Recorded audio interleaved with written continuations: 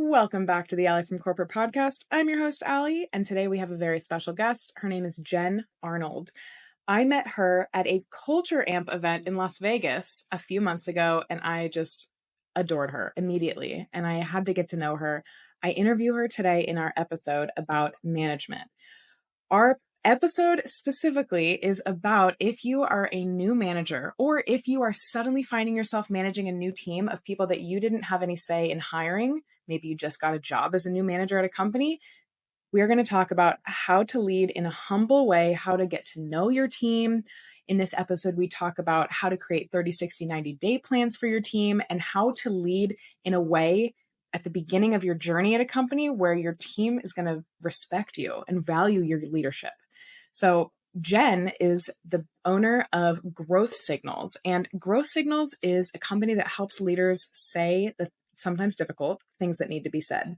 So without further ado, I'm going to introduce Jen, and we're going to talk about a very special message that one of my followers wrote in about being a new manager and the tough times they're having. As always, you guys know that you can write into me about any problems you're having, and you might make it into the next episode. So without further ado, here's Jen. Welcome, Jen. I'm so excited to have you here. Hey, Alli, it's great to be here. Thanks for having me. So every week on my podcast, I usually have listeners or followers or fans write in and they ask questions. And I have a perfect one that I've been saving for you because you are an expert with leadership guidance, helping leaders be better at work, lead their teams. So can I read this to you? And can we talk about it a little bit? Please do. Let's go. Okay. So this writer writes in and they said, "Dear Alli and Jen, I'm an engineering manager and I just took a new job. I will be managing a team of 8 very smart individuals. I'm 1 week in so far and I'm already feeling like I'm behind. I desperately want to make a good first impression. I should be leading this team and guiding them, right? Well, they're guiding me so far. They're teaching me and it feels so weird. What advice can you give me as a new manager on this team? I really want to get this right."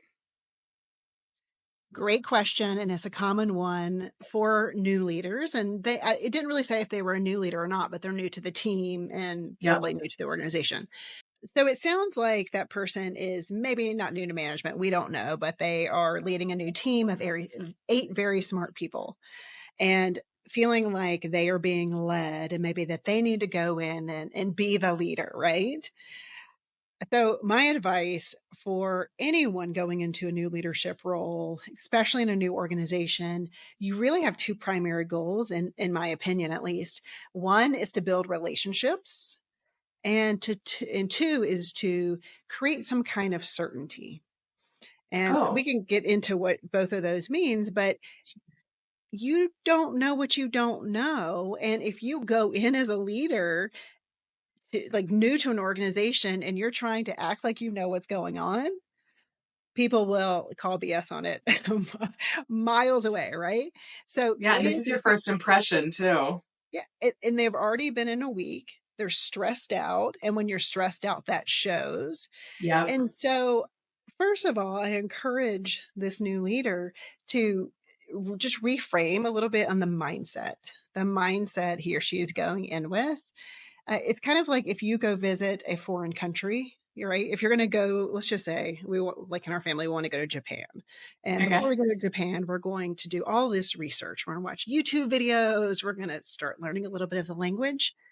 But when you get there, everything's going to be a little bit not like what you've learned, right? Yeah, It you're right. is kind Culture of the shock. same. Culture shock, yes. And Yeah. every organization has a different culture, right? Alli, you've worked in a bunch of different organizations. So have I, right? Every culture is unique. So it Yep. is really adopting this beginner's mindset.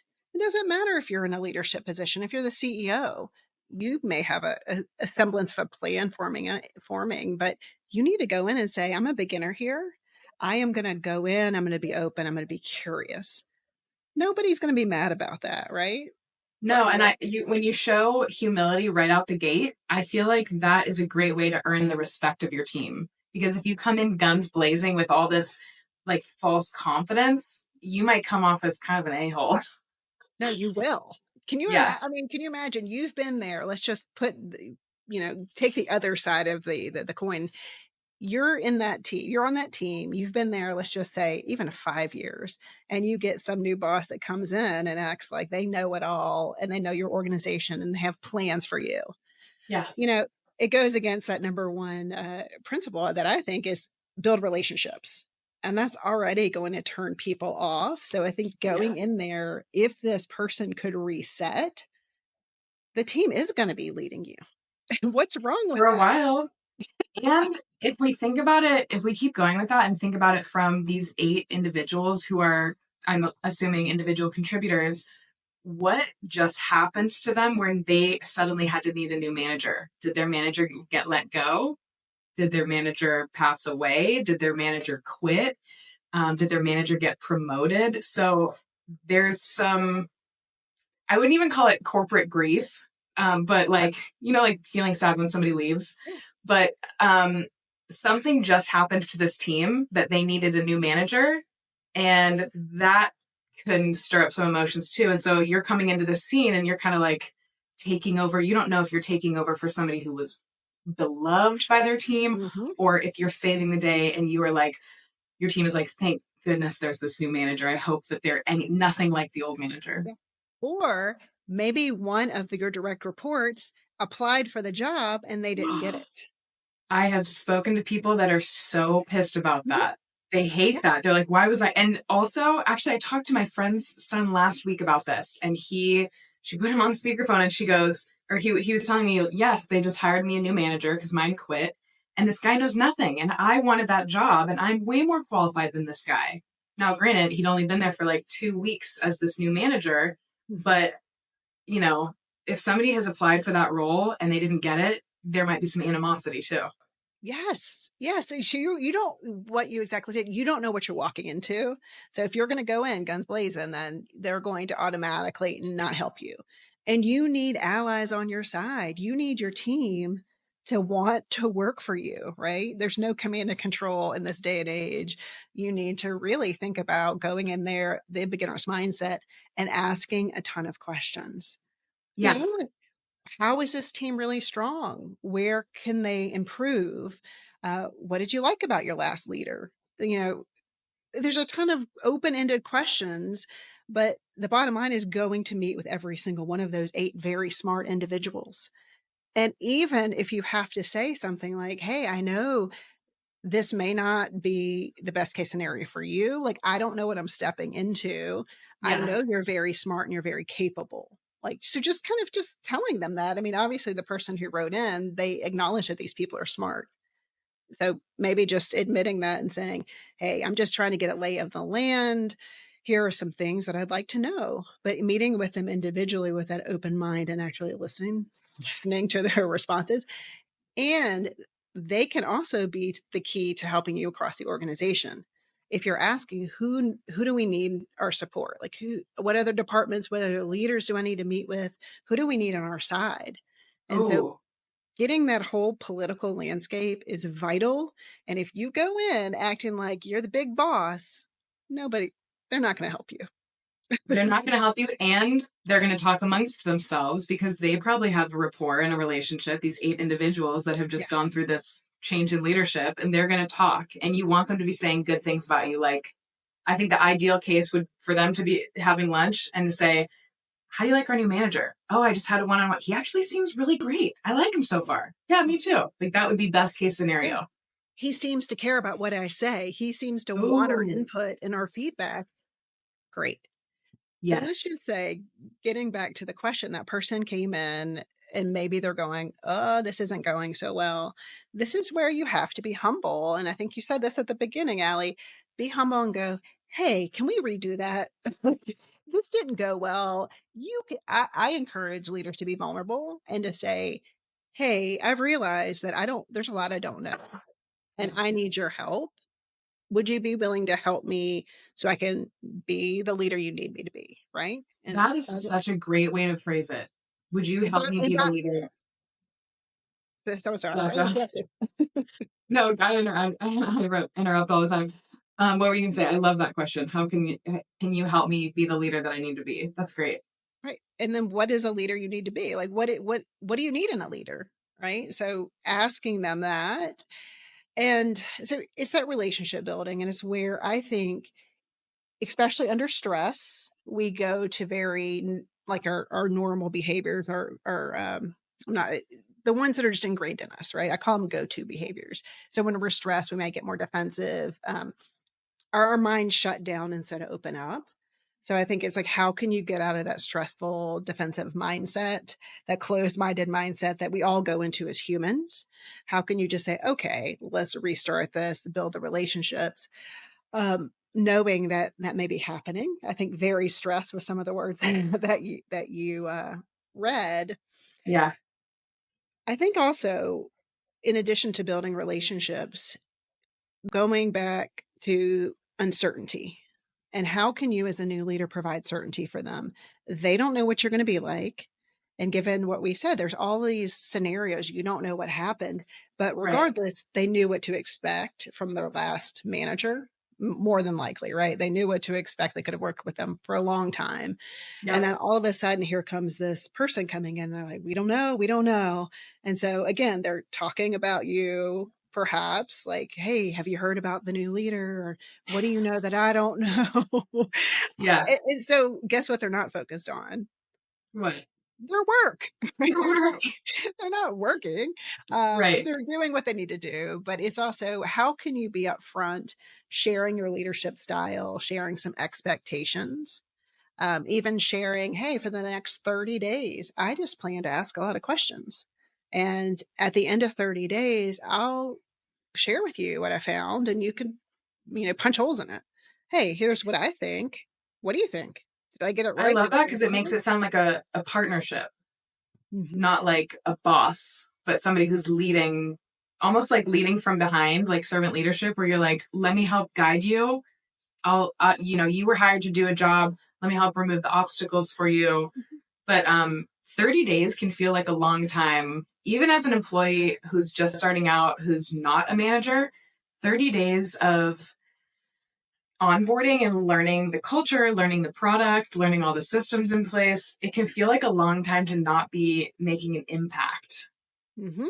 But Absolutely. And yeah, I think 30 days goes by like that. And I think it's uh, also one of the hardest things about being a leader, especially if you're in the middle realm, which is what I usually work in. Uh, you also have your boss's expectations, right? That oh, you were hired perhaps to do something, and your team may or may not know, may not be transparent. But you do have to find that balance. If you can say, here are my boss's expectations. And now that I've talked to my people, and if you want to give yourself 2 weeks, but if you have 8 people, those one-on-ones can take you all week, depending on schedules and other meetings. yep. So 30 days may seem long, but I think you at least need to give it that. Otherwise, like, how do you even know? Right? Like, Yeah, how do you're you right. even In know what to do? 30 days, you might only have a one on one with each person 4 times. That's not enough to No. get to know somebody well. And that's not, I mean, let's be realistic. That ain't happening. That's just not. If they meet once or twice in a 30-day period with each of those 8 people, Yeah, that would be phenomenal.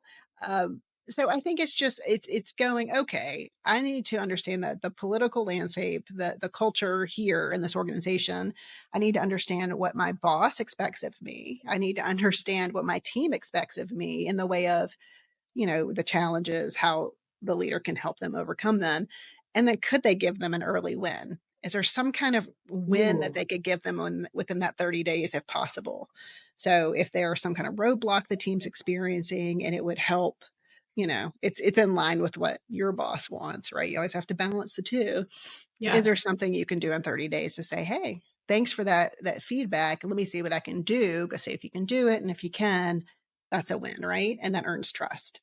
That's huge. Earning trust is so big right out the gate because when you have this win, especially with a group, you're establishing or you're gaining a sense of camaraderie, Yeah, which I mean, they've done studies on the military, like when morale is down, they perform not as good as when they have a sense of high camaraderie. Even football teams, like when they have a win together, they just feel like their bond is stronger and they can go so much further together. absolutely. And then you're going, all right, when's the next win? When's the next win? Right? Yeah. We've got this team together. So I think that can be super helpful. Um, it just, to do it within 30 days, it may be even tough depending on what you've got on your calendar. So, I believe in a 30, 60, 90-day plan. Some leaders do the first 100 days. Like, it really just depends on a lot of different roles and your preferences. But I do think when you mention trust, the other thing that just really builds trust is transparency. So Yeah. getting back to, hey, you know a lot of things better about this organization than I do. Here are the expectations that are put on me. Like, here's what I want you to know, like what I've been hired to do, Yep. right? And I need your help doing that. Like, you can't do it. Being a leader, it's not your responsibility to get it done yourself. You work through No, your and team. hopefully you're not trying to step on toes and do things yourself. Hopefully you're like enabling your team as you're first starting so that they can feel empowered and not like you're micromanaging them. But you mentioned something a couple seconds ago. For anybody listening who's a new manager who's never heard of a 30, 60, 90-day plan, can you tell us briefly what that is and why somebody would want one or need one? It's really just outlining, like, what do you want to do in 30 days, right? We talked about maybe 30 days for you is I'm just going to get to know the whole team. I'm going to get to know a few stakeholders and get to know my boss better. And I do recommend coming back and saying, hey, team, here's what I found out. Here's where everyone has said our strengths are. Here's where everyone said our weaknesses were. Use it as a working session. Hmm. And then, 60 days is more of, okay, you're formalizing what you've been seeing and trying to match that up with the expectations, right? Your team goals, your team strategies. And then by the end of 90 days, you'd be having like a clear plan. Here's my vision for the team, right? Here's where I want us to go, because that is also your job as a leader, not to do the work, but to say, here's the vision for the team. Here's my vision for our team based on what you told me. Yep. And here's how it links up with the bigger organization's mission. Because I've made that mistake. I've led teams into a place that was great for us, but it wasn't connected to the organization. Yeah. And, that wasn't the best thing to do as a leader either.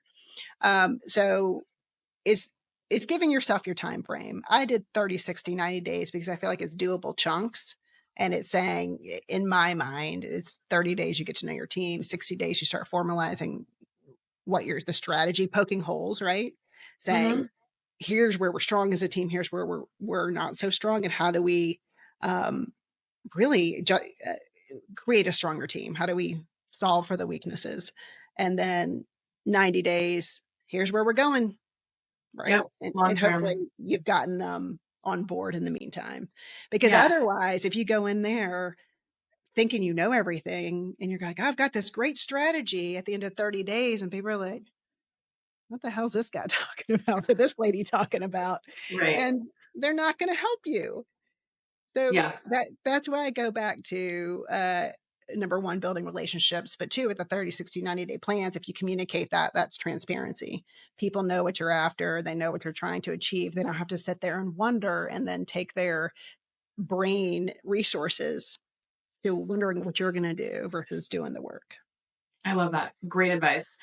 For anybody listening who is in the situation where they just got a new manager, or maybe they just started a job and they're working for somebody they've never worked for before, I've done something cool with a 30, 60, 90-day plan before, especially working remote. So in case anybody is suddenly finding themselves working for a micromanager, something you can do to nip that in the bud is if you have a 30, 60, 90-day plan, you can create a shared document with the plan and you can share it with your manager and you can say, every few days, I'm going to update this on what I've made progress with this, the 30-day plan, the 60-day plan, the 90-day plan. Sometimes the 30-day plan is meet with this person, meet with this person, meet this person for the first time. So you can like check off the box so your boss knows instead of coming and asking you like, hey, have you done this yet? Have you done this yet? What's the status on this? They can actually go into this document and say, oh, she's checked the box. She's met with Frank. Okay, she's met with Rachel. And they can kind of see like they're making progress with the 30, 60, 90-day plan instead of having to go in and like micromanage you and say, hey, what's the status of this? So that's what I like doing as an employee. We're going to have to come back and talk about micromanagers because I I That's a whole like episode. it really is. I've had a micromanager and I well, luckily we had a pretty good relationship. I went a different route and I had a conversation and to say, hey, when you do this, here's how it impacts my work. And we had a Ooh, really great relationship. After that, specifically, he needed to do it for whatever reason he needed to do it, but he stopped after that. Not everyone wow. will stop, but I think there's different routes you go with micromanagers. But what you said also brought up a thought here. Let's just say that you are working for a new boss, a new leader, and they're not doing any of this, right? They're just going about their day. Set a meeting with them, right? They may be so lost in stress trying to do the right thing because there are a lot of expectations. There is a lot of stress on a new leader. It may be Yeah. self-imposed. It could be imposed from their upper leadership, right? Then go schedule it with them. Hey, I'd really like to Mhm. get to know you. I'd like you to get to know me, right? So I think I there's bet a manager would love that. I would as a leader, I would have loved somebody to be like, yeah, sure. Yeah. To be proactive so I didn't have to do it. Yeah, or like, hey, new manager, let me help you come up to speed. There's some things that you should know that maybe nobody's going to tell you. Yes. Oh my God. To have that person on your team that's willing to be your person to tell you what's really going on Yeah, and that you can trust, that's huge. that would be huge. And sometimes I make videos about this, how to be your manager's favorite. And although it's not great to have favorites, maybe, Managers have it, favorites, please. I think parents might also, but we don't want to get into that. I think that if you like are good about being upfront with bad news, if you can give feedback in a constructive way, and if you can help your manager avoid surprises, especially a new manager, they will love you for it. They will trust you. That is how to earn their trust, is help them avoid looking bad in front of others. Yes. I remember I used to have a person on my team who would always come into our one-on-ones and she'd be like, "Hey, Jen, how are you doing?" Like, she actually Oh, cared, right? It wasn't even, wow. like, for show or anything. We ended up being friends when I left. I mean, we got to be friends. But she just showed genuine concern because no one tends to care about the boss. They always just want something from the boss, and maybe Yeah. that was her way of getting it, whatever, but it worked, right? Like, I felt like, "Oh god, someone's not asking for something. They're asking how I am," and it felt genuine, and that's Wow. And sometimes employees assume that their manager has their all together. They've got all their ducks in a row. They're the manager. They're good. But yeah, ask your manager, hey, how are you? And mean it, not just quick small talk. Hey, how are you? Good. How are you? Not like that, but like really check in. One of my managers at a previous job, sometimes when I would ask him how he was, he would tell me about some of his mental health struggles with depression and anxiety. And it made me feel more connected with him because he wasn't acting like this perfect, Mhm. flawless person, like a leader, like our vision of a leader. They're on this pedestal, but he was like really honest with me and it made me feel so much closer to him. And yeah, I love it when people really ask how you are. And so this is a good tip for employees to ask their new managers, hey, how's your first week going? Do you have any Yeah. questions? Yeah, Don't wait, right? I mean, you can, and that's fine, but they may never get around to setting a meeting for you. So just be proactive. I think that's really yeah, important. yeah. I love that. So you're giving such good information. Um, how can people find out more? Do you have any resources that you can share? Yes, Allie, just for your audience, I created a day one leader guide. So, what is in there are the 5 steps I talked about: mindset, asking questions, and I actually have some questions you can ask, setting expectations for success, the 30, 60, 90-day plan, and then finding an early win. All of these are detailed out along with the questions. And I will make sure you get the link so you can put it down below where people can access it. Perfect. But it's a lot that we just talked about, right? So if they could just Yeah. have this chart, maybe it'll help them have a successful time starting in a new company. That's great. Thank you for making that. I will definitely link it to these episodes and anything that can help people, because I bet there's more than one person in this situation right now who's hoping they can hit the ground running, but maybe needs to take a step back, take a deep breath, and just go easy for the first few weeks and just observe. Just observe. And I heard this recently and it's in the guide, but people first, strategy second, right? I love that. you can't have a strategy if people aren't willing to help you implement it and execute it. So focus on the people, as hard as that is sometimes, especially my personality type is like that. You just want to go in, get stuff done. Me too. Um, yeah, you say. So if you're like us, then it is hard to slow down and work with the people, but it's going to help you in the long run. They're going to trust you. They're going to support you in your leadership because you want it to be a long run, right? Not Yeah. just a short stint before, it just doesn't work and you have to go somewhere else. Yeah. I love that. People first, strategy second. Great. Well, it was so good having you on. Thank you for all this good information. I'm definitely going to share this episode with the person that asked. If anybody listening or watching has any other questions about work or leadership or management or getting laid off, I know that's been happening lately. Feel free to write in. You can reach me on literally every platform. I'm everywhere. But Jen, how can people reach you if they have any more questions? Yeah, they can either find me at growthsignals.co, and it's .co, not .com, or they can find me on LinkedIn. So feel free either way. And if they want to email me directly, they can get me at jen@growthsignals.co. Okay. And on LinkedIn, you are Jen Arnold. I am. I think I'm Jen P. Arnold because I think there's a million other Jen Arnolds, but I think I'm Jen P. Arnold there. Got it. But We got to differentiate ourselves somehow. I'll make sure I share the link with you so that can get in there as well. Perfect. Well, thank you so much. I'll chat with you later. Bye, Jen. Thanks, Alli.